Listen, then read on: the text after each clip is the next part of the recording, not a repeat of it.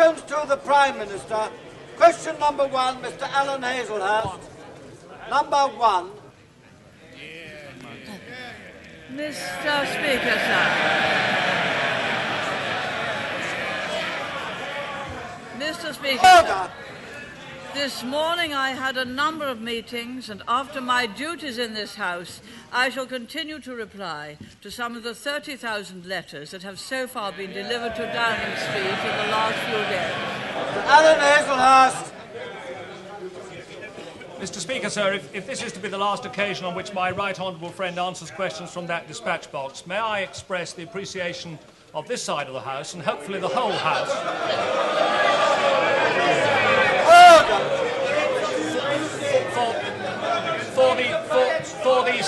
for the skill, command and courtesy with which she has dealt with questions over the last 11 years from that dispatch box. Mr. Speaker, can I ask my honourable friend if she is aware that Stansted Airport's new terminal is to open in March of next year, and the main road serving it will not be available until 1995, and the rail link serving it will not be of adequate capacity until that same year? Would she agree that if we are to get more public acceptance for amongst communities which have major developments thrust upon them, it would be better for essential infrastructure to come sooner rather than later? Mr. Speaker, I am grateful to my honourable friend for his kind words. With regard to Stansted, it is of course close to the M11, and I understand that the British Airports Authority is building a dual carriageway road to connect the new terminal to the M11, and that should be ready by March next year.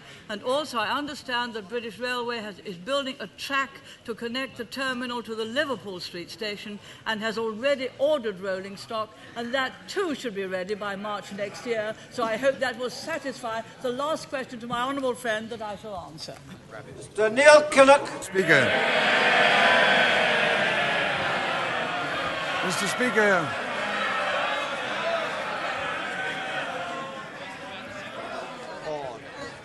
Mr. Kinnock. Mr. Speaker, would the Prime Minister be good enough to tell us which of the policies that she leaves to her successor she now thinks should be scrapped? Mr. Speaker, I am happy that my successor will carry on the excellent policies that in fact have finished with the decline of socialism and have brought great prosperity to this country, which have raised Britain's standing in the world and in fact have brought about a truly capital-owning democracy. But, Mr. Speaker, if the Prime Minister thinks that nothing should be changed, can she tell us why on earth all of those now competing for her job are desperately wriggling around trying to find a way out of the poll tax trap? On the contrary, I really rather thought that they were keeping the poll community charge or whatever he calls it, and whatever review they have, the result will be infinitely better than going back to the rates, which of course will be the worst of all worlds. May I, Mr.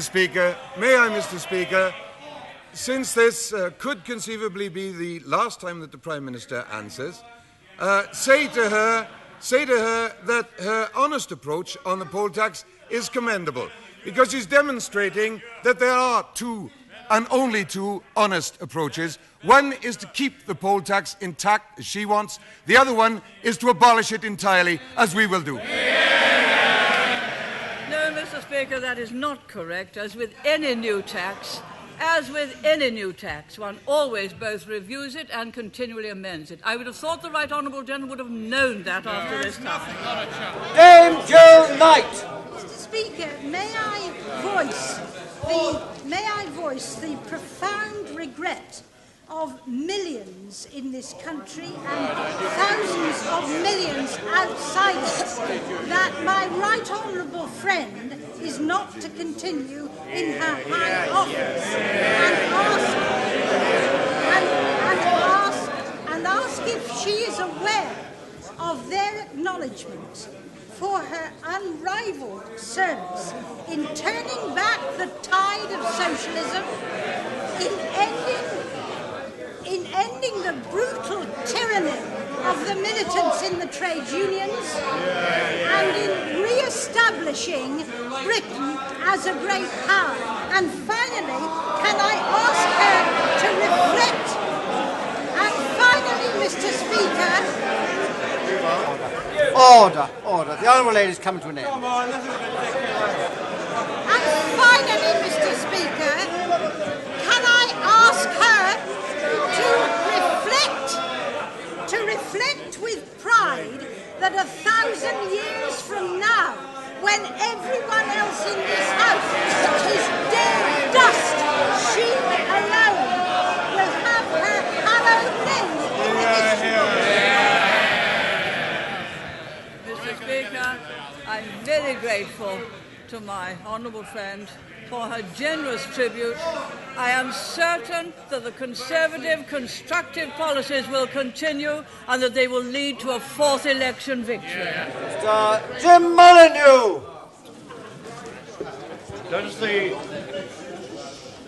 Does the Prime Minister recall an important debate in November 1985 when relations between us were a little strained? Does she recall that I used these words addressing her in that debate? Millions of our fellow British citizens throughout this nation feel that the Prime Minister has a lasting contribution to make to the destiny of this nation. Is the Prime Minister now aware that the vast majority of those people would wish that contribution to continue?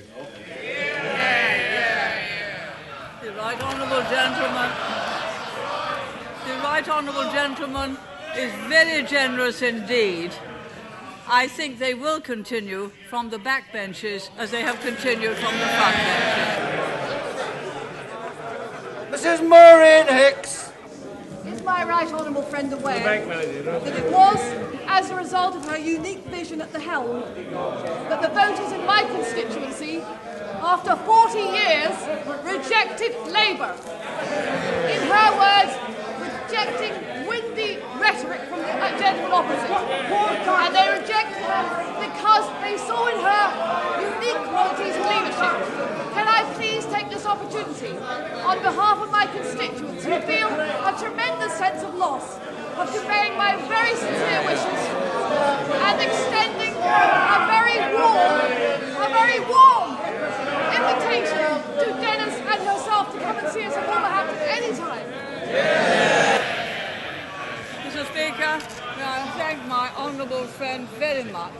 I think our policies since 1979 have built a new opportunity Britain which can hold its head high in the world of international affairs, and I'm sure those policies will continue and we shall all pull together to ensure that they do. Mrs. Rosie Barnes.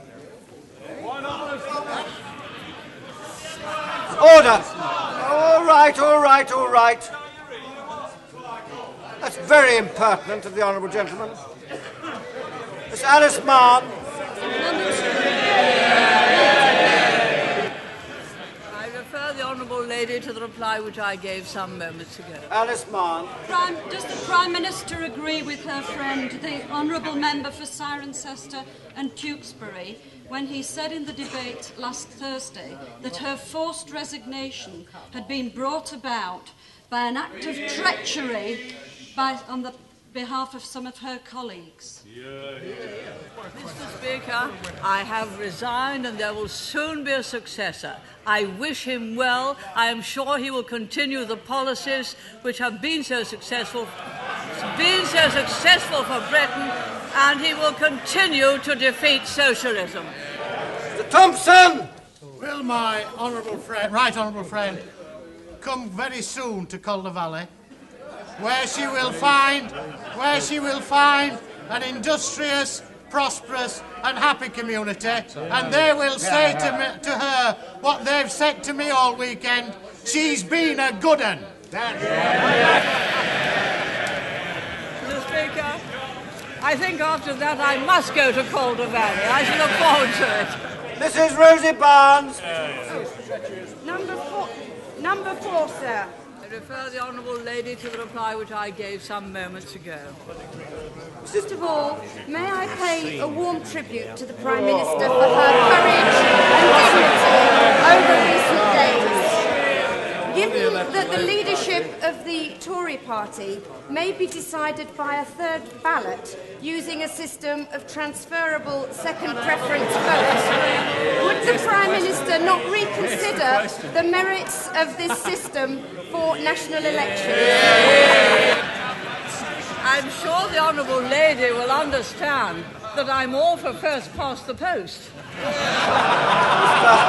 David Wiltshire!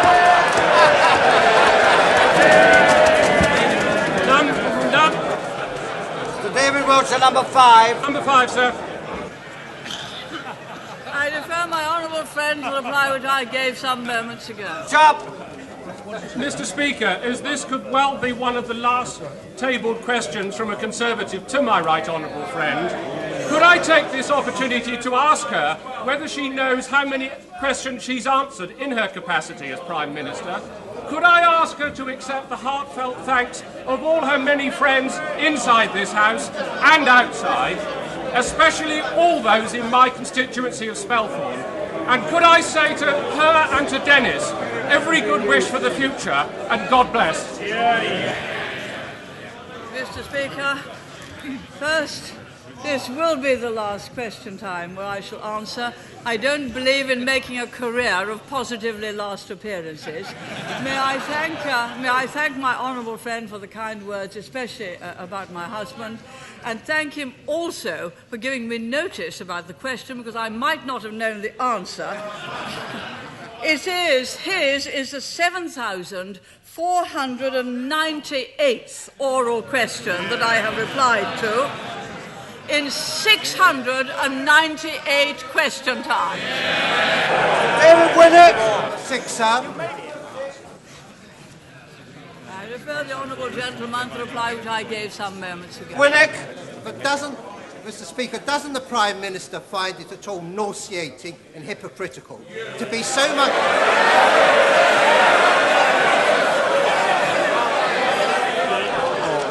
Order! Order!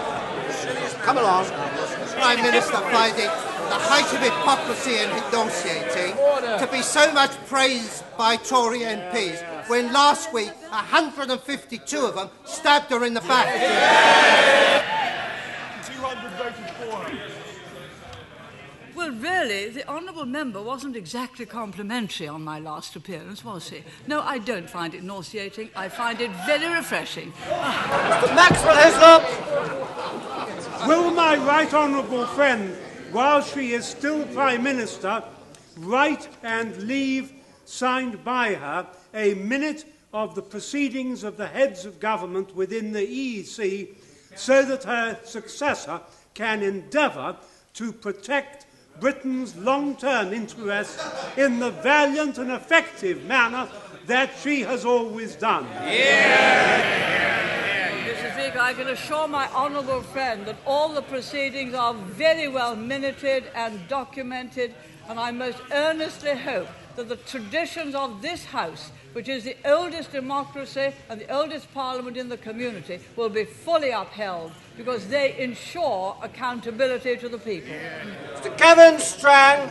Number 7, sir. Refer the honourable gentleman to the reply which I gave some moments ago. Gavin Strang. When the Prime Minister recalls the day she quoted St Francis of Assisi on the steps of Downing Street, will she contemplate the increase in family poverty that resulted from her repeated refusal to increase child benefits? Will she recall the increased hardship which resulted from the 1988 Social Security changes? Will she think about the homeless who have doubled since she came to power? Is she aware that we on this side represent communities, some of which have still not recovered from the unprecedented rates of unemployment she inflicted on them in the early 80s?